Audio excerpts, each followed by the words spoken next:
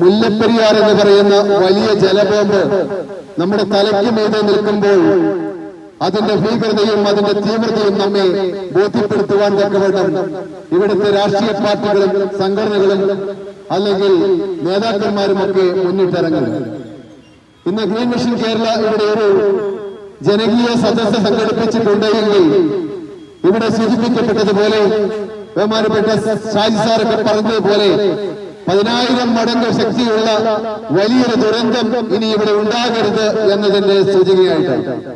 അത്തരമൊരു ദുരന്തം നേരിടുവാൻ ഈ കൊച്ചി കേരളത്തിന് താങ്ങാനാവുകയില്ല.